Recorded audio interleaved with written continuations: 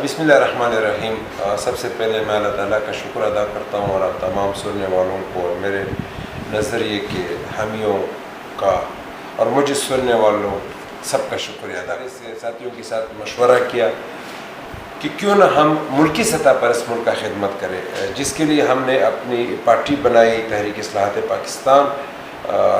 اس کا جو ہے 14 اگست کو لانچنگ ہوگا اسلام آباد میں، اور یہ پہلا پارٹی ہوگا سیاسی پارٹی جو جس کا سیکریٹریٹ اسلام آباد میں ہو، اور دوسرا خیبر پختونخوا سے پہلا پارٹی ہوگا جو نیشنل لیولز کے اوپر بنا ہے۔ اس سے پہلے ہمارے خیبر پختونخوا سے جتنے بھی سیاسی پارٹیاں بنا ہے وہ قوم پرستی کے نام پر یا مذہب پرستی کے نام پر یا اس مفاد کے لیے بنا ہے کہ کوئی کہتا ہے کہ لروبر کا نعرہ لگاؤ تو مجھے کچھ ملے گا، اور کوئی کہتا ہے کہ تم قوم پرستی کا نعرہ لگاؤ تو مجھے کچھ حاصل ہوگا۔ نہیں، میں اپنے لیے کچھ حاصل نہیں کرنا چاہتا، میں پہلے ملک کے لیے اور پھر ملک کے عوام کے لیے، اور اسی لیے میں نے اس پارٹی کا نام تحریک اصلاحات پاکستان رکھا کہ میں اصلاحات کروں گا، جو کہ میں نے ایک انڈیپینڈنٹ الیکشن میں نے جیتا تھا، اور انڈیپینڈنٹ ممبر سے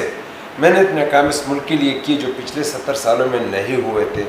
تو اگر پاکستانی عوام میرے اوپر اعتماد کریں گے تو میں یقین دلاتا ہوں کہ جس طرح میرا ایک سوچ ہے، میرا ایک ویژن ہے، میرا ایک نظریہ ہے کہ میں اس ملک میں جتنا بھی سسٹم ہے، نظام ہے جو کہ پچھلے 70 سالوں میں نہیں ہوا تھا اور میں نے کر دیا آئین تکمیل پاکستان فاٹا مرجر کی وجہ سے، اور TIR اور باقی چیزیں، تو اسی طرح ہر چیز میں اصلاحات کا ضرورت ہے ہمارے ملک میں۔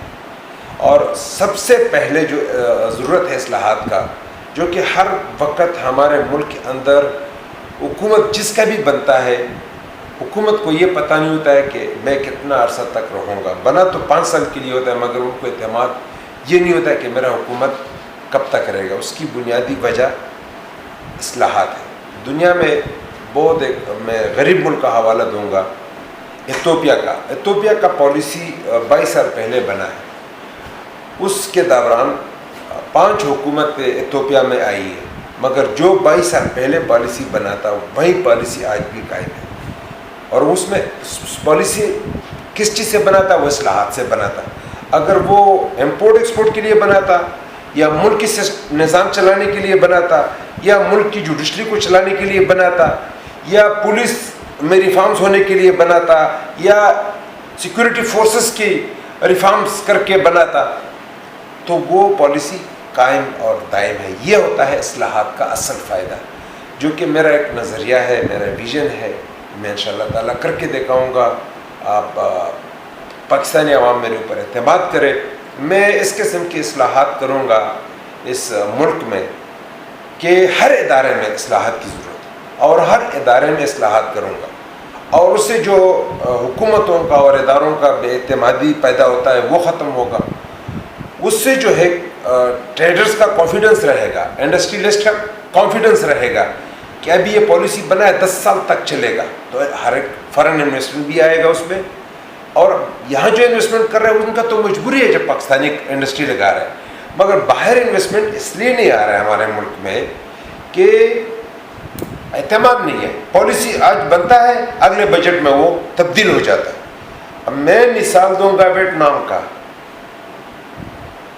2000 میں 90 سے 2000 کے دہائی میں ویتنام کا ایکسپورٹ ہوتا تھا $7 ارب، اور ہمارا ایکسپورٹ ہوتا تھا $10 ارب۔ آج ویتنام کا ایکسپورٹ ہے $160 ارب، گوگل پر سرچ کریں اور دیکھیں، اور ہمارے ملک کا ایکسپورٹ $25 ارب سے اوپر نہیں کیا ہے۔ تو یہ ہوتا ہے اصلاحات کی ضرورت، یہ ہوتا ہے اصلاحات سے پالیسیاں بننا۔ تو میں انشاءاللہ تعالیٰ، جیسا کہ میں نے علاقہ غیر میں کوئی تصور نہیں کر سکتا تھا پولیٹیکل ایجنٹ کے نظام کو ختم ہونے کا۔ پولیٹیکل ایجنٹ بادشاہت تھی، وہ سارے اختیارات وہ ان کے پاس تھے، وہ ختم ہوا۔ ایک پولیٹیکل ایجنٹ 50 60 کروڑ روپے کے اوپر لگتا تھا۔ یہ کرپشن ختم ہونے کی اصل مثال میں دے رہا ہوں۔ اسی طرح وہاں پر اسسٹنٹ پولیٹیکل ایجنٹ کا بھی ہوتا تھا. اسی لیے میں کہتا ہوں کہ میں نے ایک چیز کے اوپر کام نہیں کیا نا، میں نے ہر چیز کے اوپر کام کیا ہے، اور اس کام کا فائدہ میں نے صرف اپنے علاقے کو پہنچایا ہے، مگر میں پورے ملک کو پہنچانا چاہتا ہوں، تاکہ پھر جس طرح میں نے اپنے علاقے کو ایکس فاٹا کو ٹک کیا ہے، وہاں ہائی کورٹ سپریم کورٹ کا ایکسٹینشن ہو گیا ہے. اگر وہ ایکسٹینشن نہ ہوتا، آئین تکمیل پاکستان نہ ہوتا، نیب کا FIA کا اختیارات نہ ہوتا، تو آج پاکستان ATF میں بلیک لسٹ ہوتا. یہ گرے کا تو دور کی بات ہے، ڈالر 1000 روپے کا ہو جاتا. تو یہ وہ بنیادی چیزیں ہیں جن کے اوپر میں نے کام کیا، اور اس وقت کوئی سوچ بھی نہیں سکتا تھا کہ یہ منی لانڈرنگ کا اتنا بڑا مسئلہ بنے گا، جو کہ وہ انٹرنیشنلی ایک وہ ہوگا.